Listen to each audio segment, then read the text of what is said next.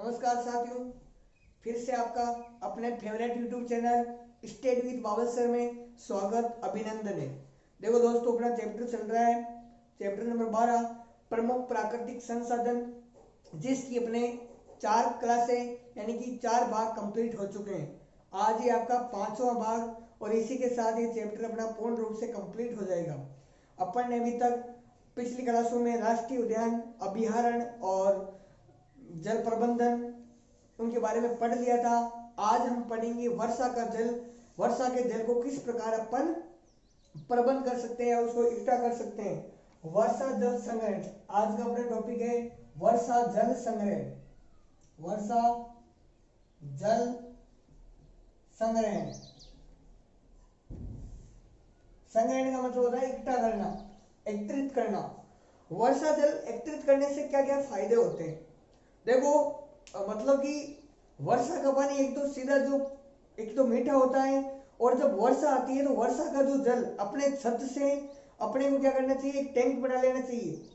जो भी वर्षा का जो जल उस छत पर इकट्ठा होता है उसको पाइप के द्वारा एक टैंक में डाल देते हैं या उसको भर लेते हैं, जिससे अपने आने वाले समय के अंदर क्या है वो एक मतलब कि काम में आ सकता है। उसको मतलब पुनर्चक्रण यानी कि उस अगर थोड़ा वो दूषित होता है उसको स्वच्छ करके उस पानी को काम में लिया जा सकता है। राजस्थान जैसे प्रदेश में क्या है, सूखा या अकाल की स्थिति बनी रहती है या बनती रहती है। मतलब कि कई बार वर्षा ज्यादा हो जाती है तो कई बार कम हो जाती है और कई बार बिल्कुल भी सूखा रह जाता है। तो राजस्थान प्रदेश में क्या है, वर्षा जल संग्रहण करने की 100% क्या होती है, आवश्यकता होती है।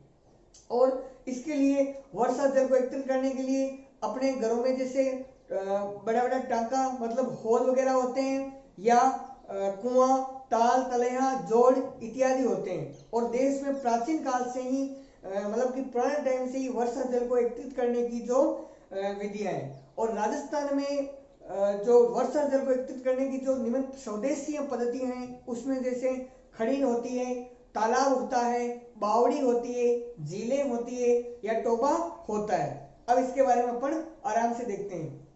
वर्षा जल संग्रहण क्या है। वर्षा जल संग्रहण भूजल पुनर्भरण का एक उपाय है। वर्षा जल संग्रहण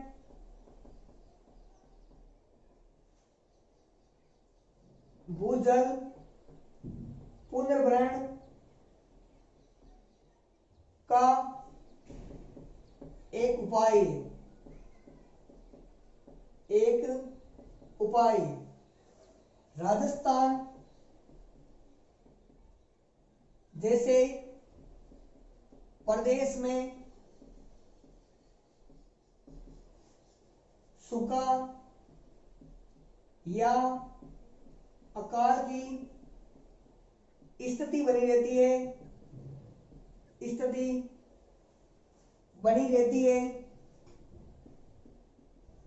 है, वहां पर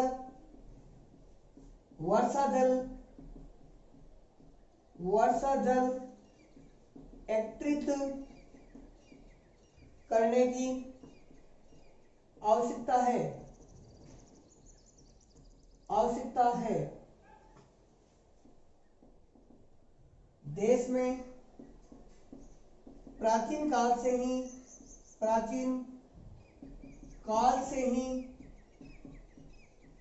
वर्षा जल एकत्रित करने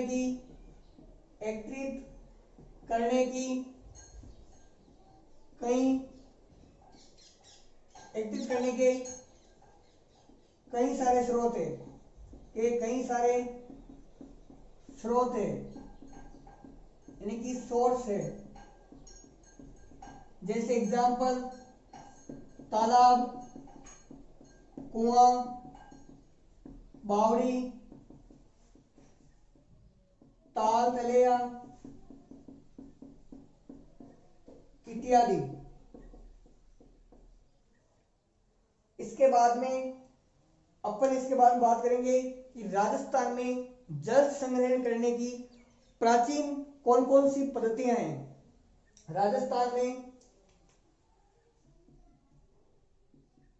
राजस्थान में वर्षा जल संग्रहण करने की विभिन्न स्वदेशी पद्धतियां।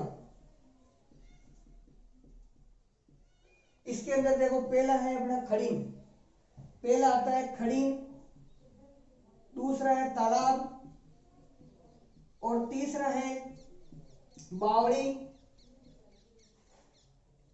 और झीलें चौथा, और पांचवा होता है टोबा। खड़ीन के बारे में देखो, खड़ीन क्या होता है। खड़ीन एक मतलब कि अस्थायी मिट्टी का बना हुआ एक तालाब होता है जिसके अंदर वर्षा जल के पानी को एकत्रित किया जाता है। इसके अंदर क्या होता है, इसको ढाल वाली भूमि के नीचे बनाया जाता है और इसके दो तरफ क्या होती है, मिट्टी की दीवारें होती है। इस प्रकार इसके खड़ीन है, खड़ीन के अंदर क्या होता है, जैसे ये खड़ीन का जो भाग होता है ये चारों ओर का, इसके अंदर मान लो खड़ीन है, इसके अंदर क्या होता है, दो तरफ तो इसकी मिट्टी की दीवारें होती है और जो एक तरफ होती है इसके, एक तरफ इसके पत्थर की मजबूत दीवार होती है। जैसे क्या होता है, वर्षा जल का पानी आता है और इस खड़ीन के अंदर क्या होता है, जैसे ही भर जाता है, इस खड़ीन में क्या होता है, जैसे ही पानी भर जाता है, पानी भरने के बाद में ये पानी क्या है, अपना खुद का एक शुभ रास्ता निकाल लेता है और उस रास्ते से क्या करता है, ये दूसरे खड़ीन के अंदर चला जाता है। ये पानी दूसरे खड़ीन के अंदर क्या करता है, चला जाता है। इस प्रकार ये रास्ते में चला जाता है। फिर इस खड़ीन से क्या होता है, जब वर्षा समय जाने के बाद में जब ये पानी कुछ समय के बाद में सूख जाता है तो इसके अंदर क्या की जाती है, खेती की जाती है। इसके अंदर क्या की जाती है, खेती या कृषि की जाती है। जो किसान लोग होते हैं इनके अंदर क्या होता है, खड़ीन के अंदर खेती करते हैं। तालाब के अंदर अपन सब लोग तालाब के बारे में जानते हैं। तालाब एक मतलब कि प्राचीन प्रणाली है पानी के स्रोत वर्षा जल को एकत्रित करने का, और इसके तालाब के किनारे पर क्या होती है, बेरी होती है जिसको अपन कुआं बोलते हैं। और तालाब आज के समय भी अपना आप में अपना स्थान रखता है। इसके बाद में आता है अपना बावड़ी का स्थान। बावड़ी क्या होती है, बावड़ी यह वर्षा जल एकत्रित करने की राजस्थान में स्वदेशी प्रणाली या प्रणाली है जिसके अंदर पानी को इकट्ठा किया जाता है और इसके बावड़ी के अंदर उतरने के लिए क्या लगाई जाती है, सीढ़ियां लगाई जाती है। बावड़ी के अंदर उतरने के लिए सीढ़ियां लगाई जाती है और ये कलाकृतियों से संपन्न होती है। मतलब इसमें विभिन्न प्रकार के कारीगरों से इनको मतलब बनाया जाता था और आज भी अपना स्थान रखती है। झीलें राजस्थान में प्राकृतिक और कृत्रिम दो प्रकार की झीलें पाई जाती है। एक तो पाई जाती है, पहली झील तो होती है प्राकृतिक और दूसरी होती है कृत्रिम। प्राकृतिक का मतलब जो प्रकृति के द्वारा ऑटोमेटिक निर्मित झीलें हैं उनको अपन प्राकृतिक झीलें बोलेंगे, और कृत्रिम झीलें होती है जो मानव के द्वारा बनाई जाती है। इनके अंदर क्या होता है, झीलों के नीचे जो झीलों से रिसने वाला पानी है, जैसे बूंद बूंद पानी इनसे क्या होता है, रिस जाता है। और जो इनके नीचे जो इनका स्तर होता है, मतलब कि इनके नीचे जो जैसे नीचे स्थित कुआं है, तालाब है, ताल तले या जोड़ है या टांका है, इनमें क्या करते हैं, पानी का जो क्या करते हैं, स्तर बनाने में सहायक होते हैं। मतलब कि पानी का जो स्तर है, जैसे पानी के स्तर में वृद्धि करने के लिए ये झीलें सहायक होती है।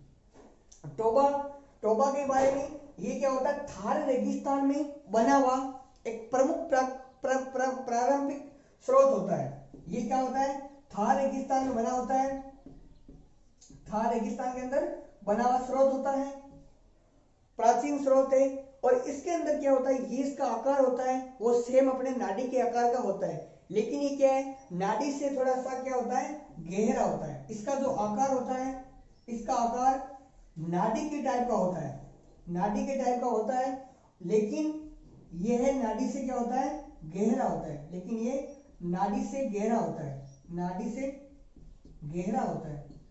यह है अपना टोबा जो थार रेगिस्तान में होता है। इसको अपन थोड़ा सा लिख लेते हैं, डेफिनेशन इनकी एक एक की। तो सबसे पहले अपन बात करेंगे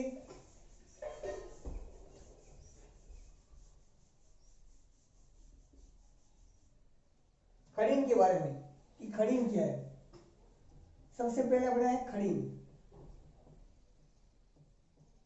खड़ीन मिट्टी का बना हुआ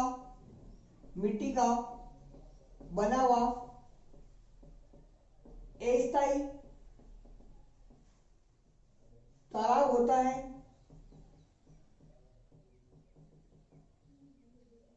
इसको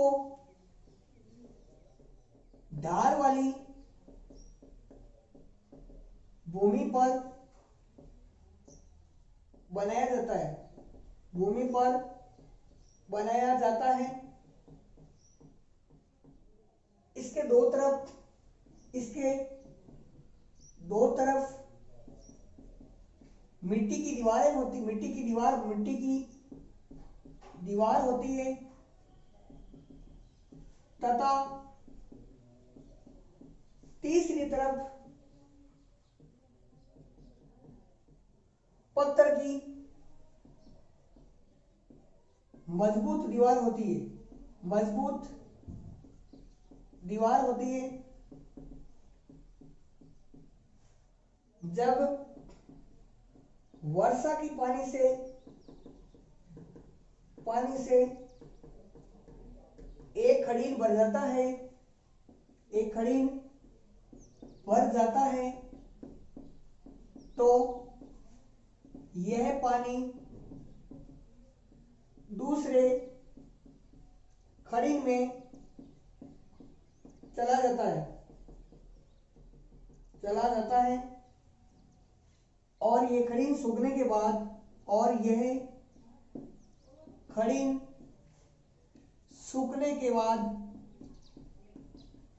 बाद में इसमें खेती या कृषि की जाती है। इसके बाद में अपना आता है दूसरा तालाब।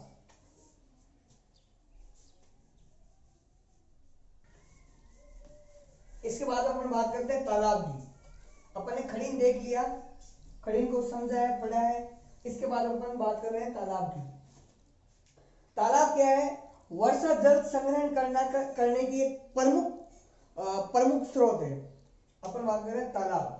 नंबर 2 तालाब क्या है? वर्षा जल संग्रहण करने की एक प्राचीन विधि है, प्राचीन प्रणाली है। इसके किनारे पर बेरी बनी होती है जिसको कुआं कहते हैं। और तालाब आज के समय में भी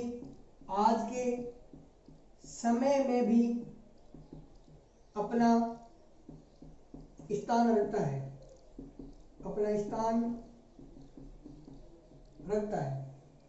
तालाब क्या है? तालाब वर्षा जल संग्रहण करने की एक प्राचीन प्रणाली है। जो इसके किनारे पर क्या बनी रहती है? एक बेरी बनी होती है जिसको अपन कुआं के नाम से पुकारते हैं। और तालाब आज के समय में भी अपना स्थान रखता है, महत्व रखता है। और आज वर्तमान समय में गांव के अंदर तालाब मौजूद है। इसके बाद में अपना होती है तीसरा प्रकार है झीलें। इसका तीसरा टाइप है अपने पास झीलें।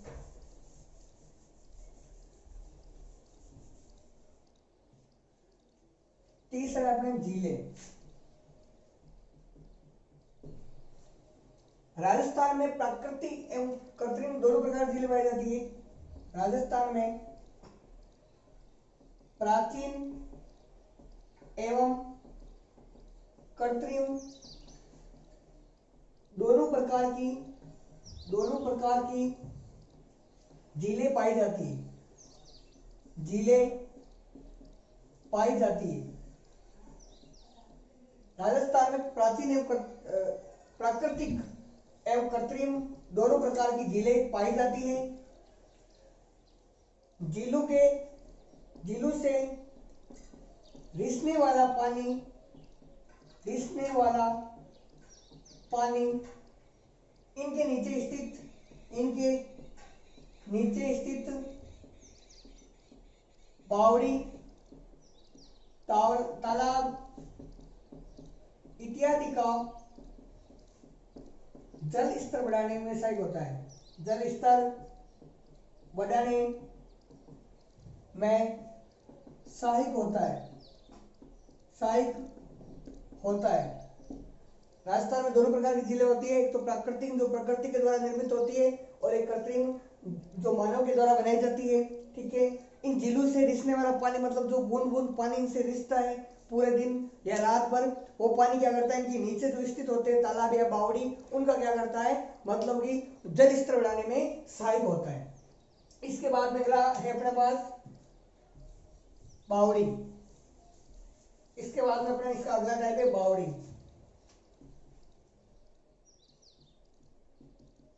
बावड़ी, बावड़ी क्या है, यह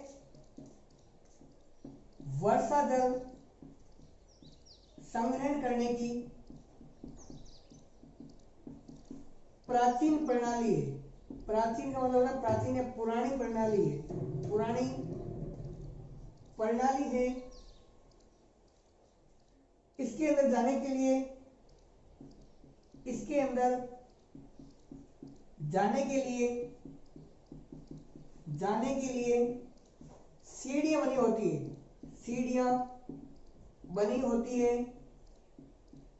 एवं यह कलाकृतियों से संपन्न होती है, कलाकृतियों से संपन्न होती है, संपन्न होती है।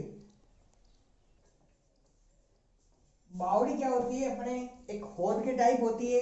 जैसे हौद के अंदर अपन जाते हैं उसमें क्या होती है, सीढ़ियां लगी होती है ना। तो पुराने टाइम में क्या होता था, जैसे भी किसी को पानी भरना होता तो सीढ़ियों से अंदर जाओ और पानी आराम से भर सकते हो।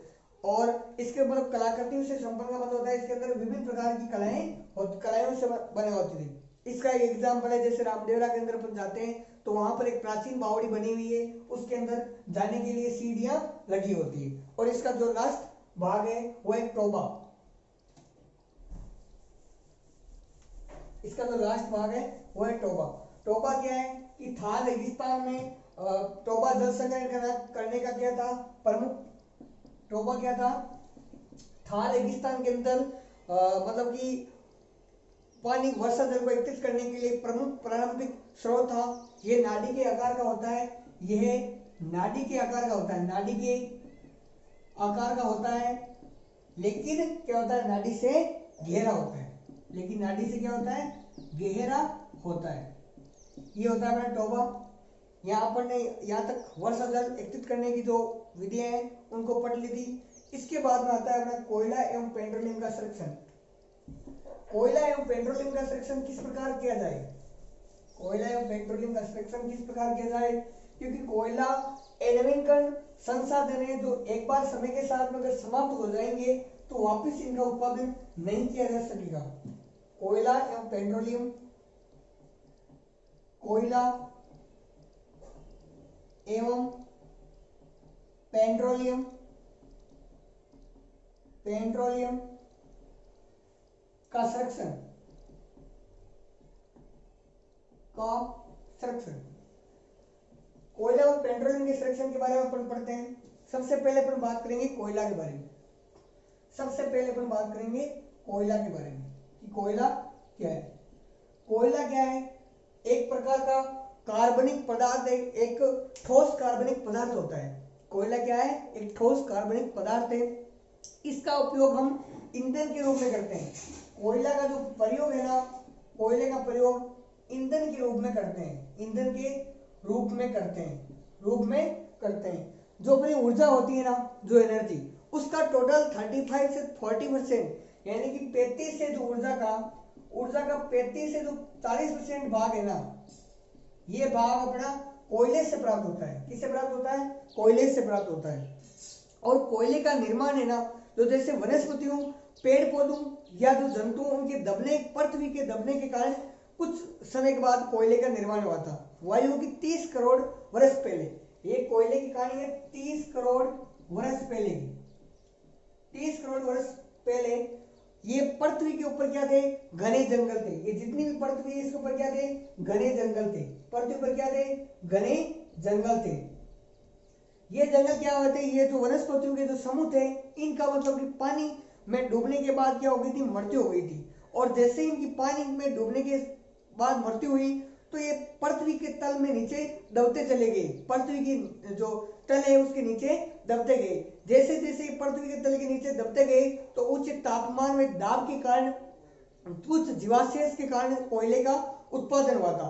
कोयले के जो कार्बन है वो अलग अलग प्रकार के होते हैं। इसमें कोयले में कार्बन और हाइड्रोजन के अलावा कोयले के अंदर क्या होता है, कोयले के अंदर कोयले के कार्बन में हाइड्रोजन के अलावा,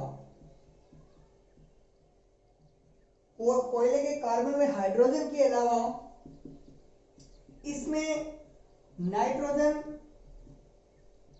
ऑक्सीजन एवं गंधक होती है।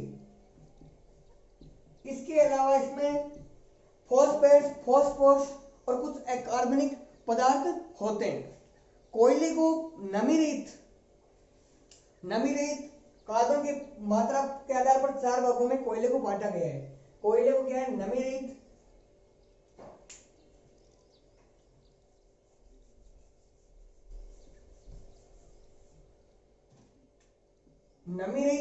कार्बन की मात्रा के आधार पर कोयले को 4 भागों में बांटा गया है। नमी रहित कार्बन की मात्रा के आधार पर कोयले को 4 भागों में बांटा गया है। इसके 4 भाग कौन कौन से हैं? पहला भाग है एंथ्रेसाइट, दूसरा है इसका पिट, तीसरा है इसका बिटुमेन्स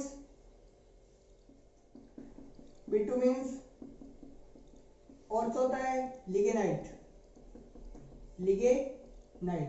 कोयले को नमी रहित कार्बन की मात्रा के आधार पर 4 भागों में बांटा गया है। एट प्रेजेंट के अंदर जो कोयला है ये झारखंड, मध्य प्रदेश, आंध्र प्रदेश एवं उड़ीसा में है, उपस्थित है। ये कौन कौन सी जगह स्थित है? पहला, कोयला निम्न स्थानों पर पाया जाता है। पहला है अपना उड़ीसा, मध्य प्रदेश, तीसरा है इसका आंध्र प्रदेश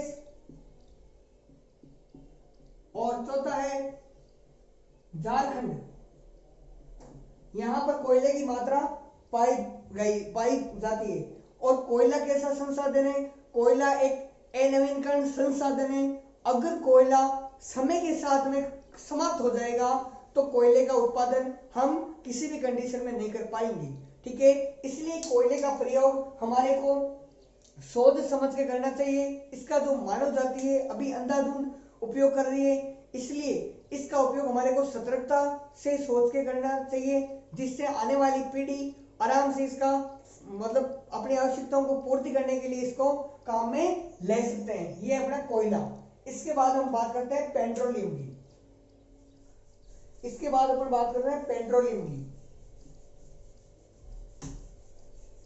पेट्रोलियम क्या है? दूसरा टाइप है अपना पेट्रोलियम। पेट्रोलियम क्या है? कोयले की तरह एक जीवाश्म ईंधन है। ये पेट्रोलियम हमारे दैनिक जीवन के लिए बहुत काम में आने वाली पदार्थ है, ठीक है। पेट्रोलियम का निर्माण भी, जैसे पेट्रोल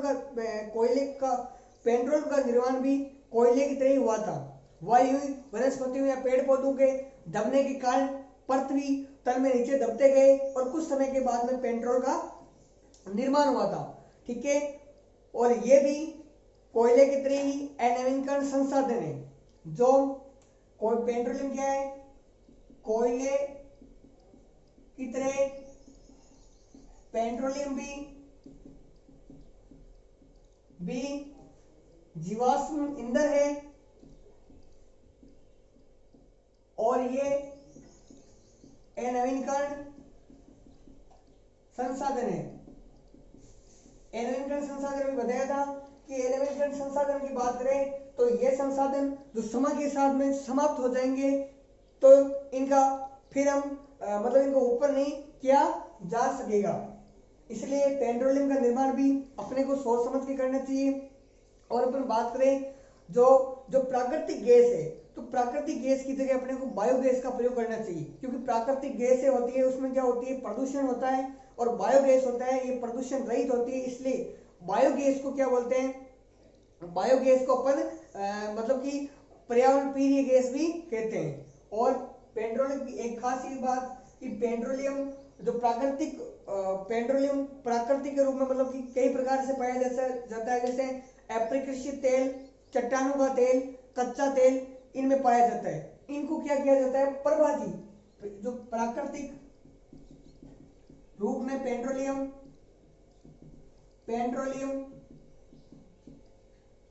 कच्चा तेल एंड चट्टानों के तेल के रूप में पाया जाता है। यह काले रंग का गाढ़ा द्रव होता है, इसको क्या करते हैं, परभाजी आसवन विधि के द्वारा इनको अलग अलग करके पेट्रोलियम, डीजल, केरोसिन आदि के रूप में अलग अलग बांट देते हैं। ये हुई अपने पेट्रोलियम की बात। इसके बाद अपन चलते हैं, एक डेफिनेशन आती है सतपोषणीय विकास। इसके बाद में अपना है सतपोषणीय विकास।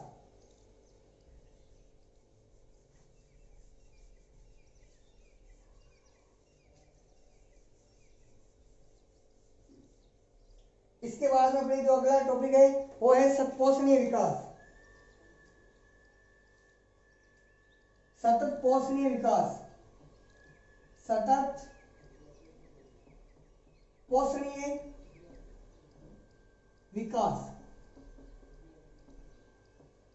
सतत पोषणीय विकास क्या है, सतत पोषणीय विकास का मतलब है, इस डेफिनेशन से ये आश्चर्य है मतलब कि इसका मतलब ये है कि जो प्राकृतिक संसाधन है उनका प्रयोग या उपयोग अपने को सतर्क यानी कि सावधानी से करना चाहिए, ताकि इनका उपयोग केवल हम नहीं कर सके बल्कि आने वाली पीढ़ी भी अपनी आवश्यकता की पूर्ति के लिए इसका उपयोग आसानी से कर सके। तो सतत पोषणीय विकास किसी भी संसाधन का प्रयोग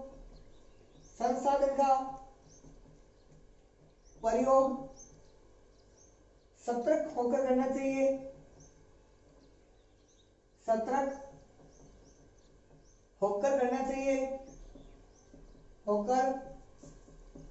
करना चाहिए,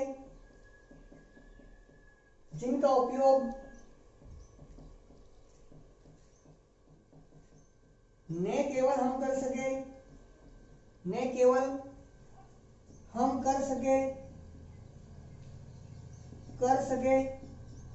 बल्कि आने वाली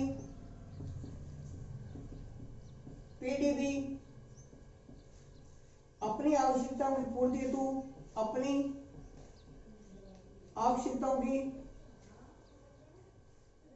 पूर्ति हेतु इसका प्रयोग कर सके, इसका प्रयोग या उपयोग कर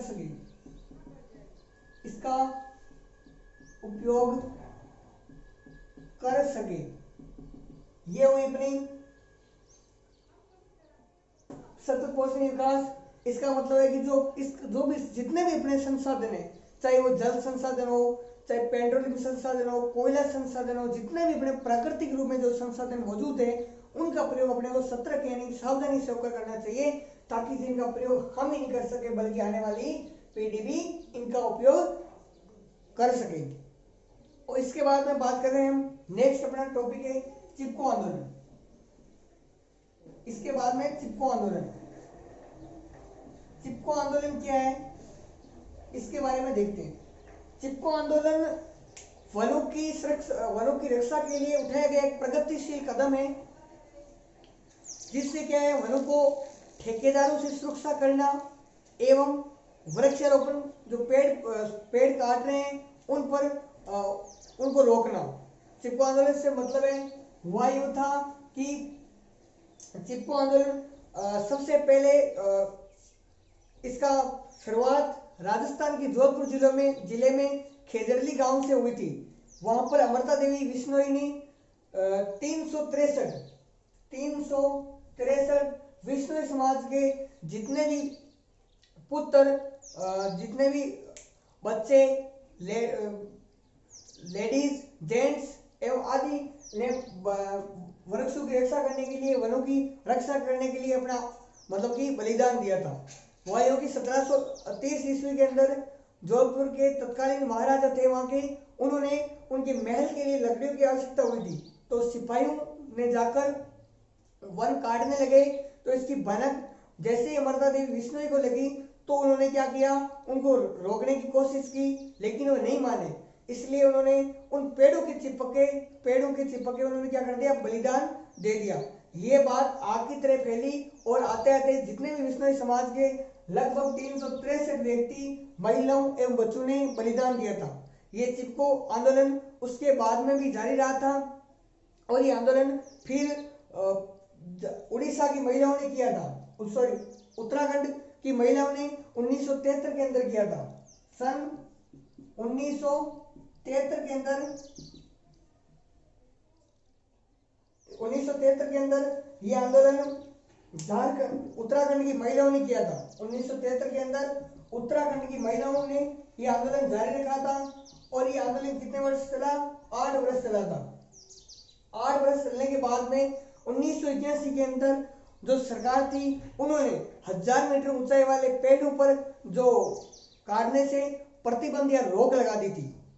उसके बाद में यह आंदोलन सुंदरलाल बहुगुणा ने आगे जारी रखा और 1983 के अंदर राजस्थान सरकार ने खेजड़ी को राज्य वृक्ष घोषित कर दिया था। 1983 के अंदर राजस्थान सरकार ने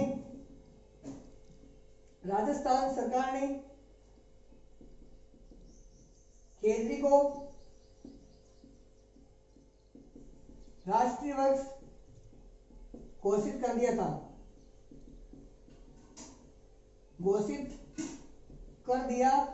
था, ये आंदोलन आगे भी जारी रहा और ये आंदोलन कर्नाटक में 1983 के अंदर राजस्थान सरकार ने खेजड़ी को राज्य वृक्ष घोषित कर दिया था। फिर भी ये आंदोलन और भी जारी रहा था और ये मतलब कर्नाटक के अंदर भी चला था, जिसका नाम था एपिको।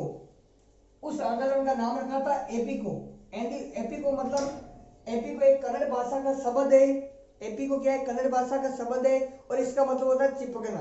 और ये आंदोलन कई जगह जारी रहा था। इसका मेन उद्देश्य था वनों की रक्षा करना, ठेकेदारों से या जो वृक्ष काटने वाले लोगों से इनकी सुरक्षा करना। ठीक है, आज की क्लास में अपने कोयला पेट्रोलियम चिपको आंदोलन और सतत पौष्टिक विकास के बारे में बात की। इसी के साथ ही अपना चैप्टर कंप्लीट होता है। और अगर आप इस चैनल पर नए हो तो चैनल को सब्सक्राइब कीजिए, लाइक कीजिए, शेयर कीजिए। धन्यवाद, थैंक्स।